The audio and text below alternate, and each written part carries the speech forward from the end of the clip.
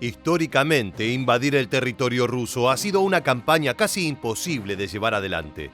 Incluso importantes figuras como Napoleón Bonaparte o Adolf Hitler, que tenían una enorme cantidad de recursos a su alcance, no pudieron controlar la enorme extensión geográfica y cayeron frente a las adversidades climáticas. No obstante, los tiempos han cambiado. El rival de la Federación Rusa ya no es un país específico, sino que se trata de una organización compuesta por decenas de naciones, cuyas figuras principales son las mayores potencias militares del mundo. Con esto en mente y en medio de un conflicto geopolítico entre Oriente y Occidente que parece crecer día a día, nos preguntamos, ¿serían capaces las fuerzas de la OTAN de invadir el territorio continental de la Federación Rusa? Acompáñanos en una nueva entrega de Militarmente. Entre los analistas militares, a la hora de hablar de una posible invasión al territorio ruso, las opiniones están muy divididas. Hay quienes aseguran que en la actualidad sería algo muy fácil, mientras que del otro lado, con una visión conservadora basada en la historia de los siglos pasados, están quienes creen que es imposible. Recordemos que en las campañas que intentaron llegar hasta el corazón de Moscú, uno de los factores decisivos fue el tener que afrontar el clima ruso. Debido a la enorme extensión geográfica del país, resulta muy variado y puede ser un verdadero peligro. Especialmente la Rasputitsa, el duro momento del invierno donde la tierra se transforma en mares de lodo y las temperaturas son tan bajas que podrían devastar cualquier sistema inmune. Pero siendo justos con la historia, lo cierto es que el pueblo y el ejército ruso hicieron la mayor parte del trabajo, aunque el clima estuviera a su favor. Durante la Segunda Guerra Mundial fue el Ejército Rojo el que contuvo el avance de los alemanes hasta la llegada de la Rasputitsa, para luego comenzar el contraataque que culminaría en las puertas de la Cancillería con un Hitler que, acorralado, optaría por suicidarse para evitar su captura.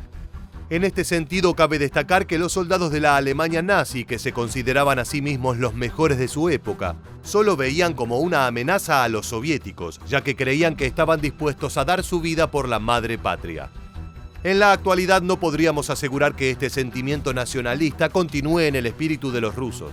Incluso podríamos poner en duda la cadena de mando del propio ejército de Vladimir Putin, ya que durante la invasión a Ucrania se pudieron ver muchos problemas relacionados a la falta de oficiales y a la insubordinación de las tropas rusas. No obstante, una cosa es una guerra en el extranjero, que puede ser apoyada o repudiada por distintos sectores de la sociedad, mientras que una invasión contra la nación propia puede unir a todos los habitantes bajo la bandera del rechazo. Finalmente, antes de comenzar el análisis, rechazaremos la posibilidad de que alguna de las partes utilice armamento nuclear, al menos de destrucción masiva, ya que si así lo hicieran, estaríamos hablando de un conflicto que excedería a una operación militar y daría pie al comienzo del fin para la humanidad. Pero antes de continuar, y si eres un aficionado de las armas de fuego, queremos invitarte a que conozcas nuestro nuevo canal, Mundo de Armas. Un canal dedicado a analizar las armas más poderosas, modernas e insólitas del mundo. Te dejamos el enlace del canal en la descripción y en el primer comentario. No te lo pierdas y danos tu apoyo suscribiéndote al canal. Como mencionamos anteriormente, hasta 2021 se creía que invadir Rusia era un trabajo prácticamente imposible. Tanto las evidencias históricas como la imagen de superpotencia militar del país euroasiático hacían imaginar que un ataque contra su territorio continental fuera casi una locura. No obstante, tras varios meses de guerra en Ucrania, podemos ver que en muchos aspectos Rusia era, como diría Shakespeare, mucho ruido y pocas nueces. No solo el avance de las tropas de Putin fue realmente dificultoso entre febrero y junio de 2022, sino que para julio se pudieron ver los primeros ataques de artilleros HIMARS contra arsenales rusos. Con el armamento enviado por Occidente, Ucrania comenzó a arrinconar a la Federación Rusa, que ya no se siente tan segura como al comienzo de la guerra.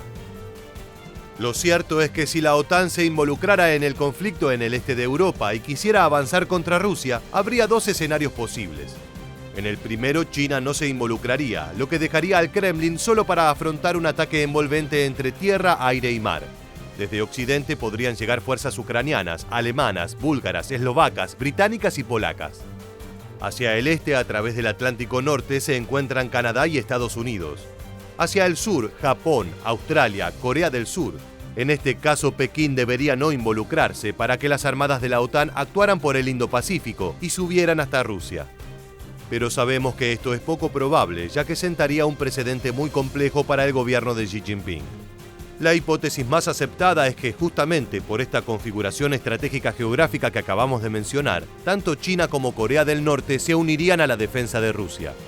Es decir, si la OTAN avanzara contra el Kremlin sin problemas, ¿qué les impediría hacer lo mismo contra Beijing o Pyongyang? Seguramente nada, especialmente teniendo en cuenta las tensiones actuales entre Pekín y Taiwán. La presencia de bombarderos sigilosos de larga distancia en el arsenal de la OTAN, como el F-22 y el más moderno F-35, demuestra que Estados Unidos se ha preparado estratégicamente para devastar las defensas de una nación entera con cierta comodidad. Esto toma otra escala si consideramos que tanto Alemania como España, Israel y Polonia consideran integrar al Lightning II dentro de sus flotas.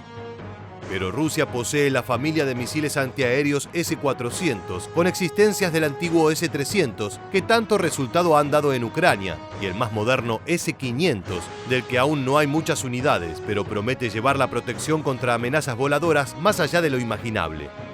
El S-400 ya puso en jaque la capacidad de sigilo de los F-35 y F-22, por lo cual podemos considerar que un bombardeo aéreo inicial podría tener solo éxito parcial a la hora de comenzar la invasión. También tiene activos como el Su-35S, MiG-35 y el más moderno Su-57, capaces de plantar cara a las aeronaves más modernas de la OTAN, además de que pueden desplegar misiles hipersónicos, armamento en el cual la Federación Rusa lleva una gran ventaja. En cuanto al escenario marino, aquí es donde Rusia muestra su lado flaco, ya que no posee una armada de guerra digna, ni siquiera para enfrentar a países como Reino Unido, Japón o Australia, mucho menos a Estados Unidos. En este sentido, su dominio del corredor del Atlántico Norte sería fundamental, y aquí sí puede mantener el control gracias a los submarinos de la clase Borei, que pueden lanzar misiles nucleares y antibuques, además de representar el activo más moderno en los fríos mares rusos. Con un portaaviones defectuoso que se encuentra en reparaciones, la defensa contra buques y destructores debería llegar por parte de China, que posee el misil DF-21D, un proyectil balístico asesino de portaaviones. El mayor problema para Rusia a la hora de enfrentar una invasión sería mantener control sobre la extensión de su territorio, lo cual es casi imposible.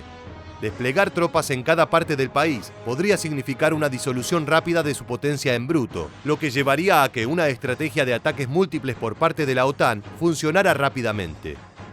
Es muy complejo imaginar un escenario donde el Kremlin no se vea abrumado por la tenaza que Estados Unidos ha construido desde la Guerra Fría hasta ahora, dedicada a apretar y sofocar a Rusia. Tal vez, más allá de la evolución de la tecnología y del armamento, el clima aún ayude a los rusos y su madre patria les regale una Rasputitsa que los defienda de los invasores, como hizo con los franceses y los alemanes en su momento. Muchas gracias por acompañarnos hasta el final. Permanece atento a nuestro próximo video.